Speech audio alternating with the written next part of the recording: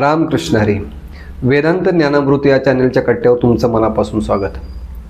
आज आपण पितृ 15 विशेष या चर्चासत्रामध्ये फार आणि गंभीर अशा विषयावर चर्चा करणार आहोत की जो विषय या आपल्या महाराष्ट्र असेल किंवा सगळ्यांसाठीच व्यापक हा विषय आहे. जवळजवळ 100%तले 80% घरामध्ये हा विषय अत्यंत महत्त्वाचा विषय आहे की जो पितृ 15 पितरांच्या बाबतीतला विषय आहे. तुमच्या घरामध्ये एखादी आकस्मिक घटना घडली आहे का? तुमच्या घरामध्ये एखादी कोणाची आत्महत्या झाली आहे का? तुमच्या घरामध्ये एखादं आजारपणानं भयानक आजारपणानं मृत्यू पावले का? तुमच्या घरामध्ये एखाद्याला व्यक्तीला मरते समय अत्यंत भयानक त्रास झाला आहे का? मग असं सगळं असेल. तुमच्या घरामध्ये सतत भांडणं होत आहेत का? तुमच्या घरामध्ये आर्थिक टंचाई कायम भासते का? तुमच्या घरातल्या प्रत्येक व्यक्तीला एक नैराश्ययुक्त वातावरण सतत म्हणजे तुम्हाला त्रास देत आहे का? भयानक स्वप्न पडतायत का? मुलांचा व्यवस्थितरित्या अभ्यास होत नाही. उलटसुलट संगतीमुळं घराचं पूर्ण वातावरण, कौटुंबिक वातावरण पूर्ण बिघडलेलं आहे. याच्या सगळ्याच्या पाठीमागचं काहीतरी कारण आहे आणि या कारण ते शोधलं पाहिजे.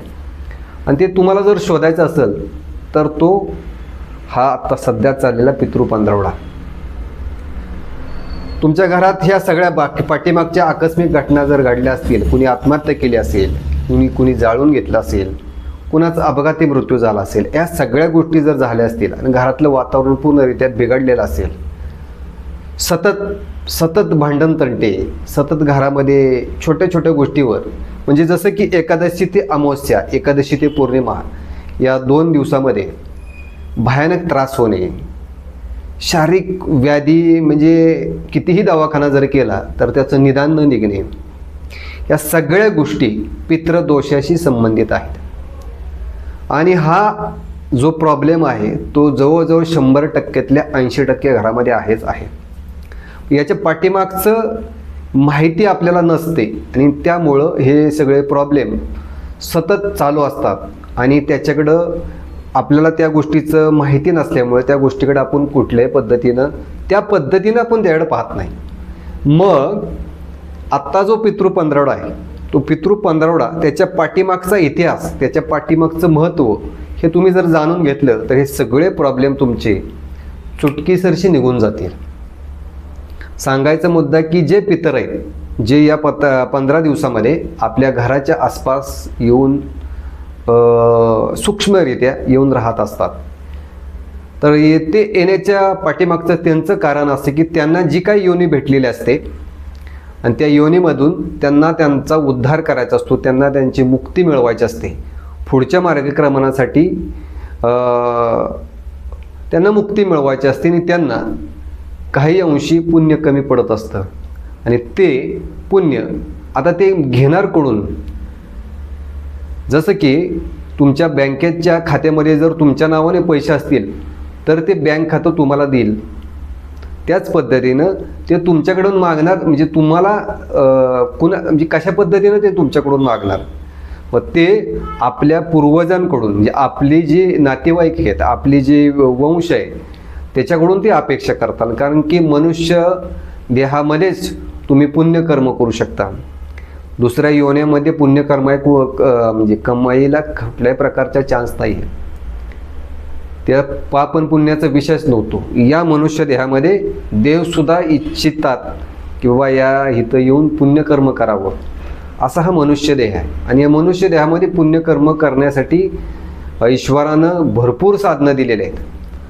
म्हणून ही पित्र तुमच्याकडून, म्हणजे तुमच्या परिवाराकडून जो वंशाचा कर्ता असतो किंवा घरातील परिवारातली जी काही मंडळी असते त्यांच्याकडून अपेक्षा करतात की बा ह्यांच्या माध्यमातून आम्हाला पुढं सद्गती भेटेल, आम्हाला मुक्ती भेटेल. जर तुम्ही त्यांच्यासाठी संकल्प करून दान केलं, त्यांच्यासाठी संकल्प करून गोसेवेसाठी दान दिलं किंवा अनाथ मुलांना, ज्यांना काही अन्न मिळत नाही, त्यांच्यासाठी जर तुम्ही ह्यांच्या माध्यमातून, पितरांच्या माध्यमातून जर दानधर्म केला, आणि महापुण्यदान म्हणजे देवाचं नामस्मरण, ह्यांच्यासाठी तुम्ही जर देवाला विनंती केली, ह्यांच्यासाठी जर तुम्ही देवाचं मंत्रपठण केलं, देवाचं नामस्मरण केलं, भक्ती केली आणि त्याचं सगळं पुण्य या पितरांना समर्पित केलं, तर पितर खुश होतात.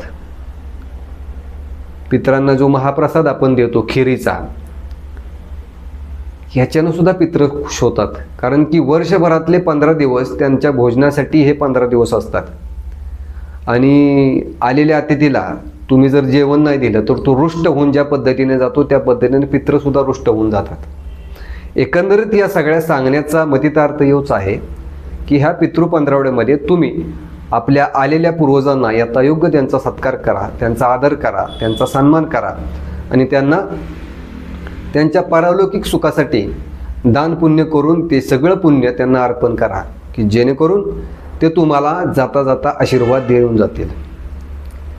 या सगळ्या पाठीमागच्या व्हिडिओचा खरा सगळा भाग मी तुम्हाला महत्त्वाचा विषय आणून येतो तुम्हाला सोडला. तर तुम्ही या सगळ्या गोष्टीतनं समजून घ्या की सर्व पितृ अमावस्येच्या अगोदर सर्व पितृ अमावस्यापर्यंत तुम्ही या पितरांसाठी तर्पण करा, गोसेवेला दान करा,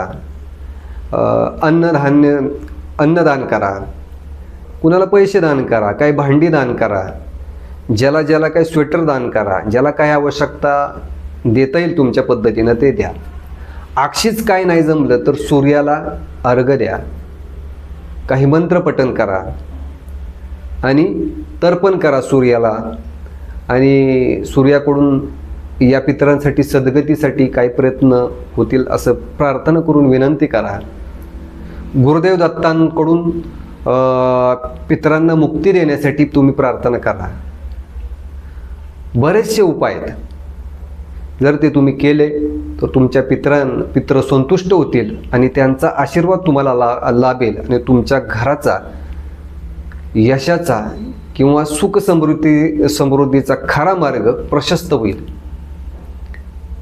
सांगण्याचा मुद्दा तुमच्या लक्षात आला असेल तर तुम्ही या सगळ्या गोष्टीला मान्यता देऊन आपल्या पितरांना खुश करा, ही एक माफक विनंती. आणि तुम्ही जर चॅनेलवर नवीन असाल तर या चॅनेलला सबस्क्राईब करा, की जेणेकरून अशा पद्धतीची महत्त्वपूर्ण माहिती मी तुमच्यासमोर आणत असतो.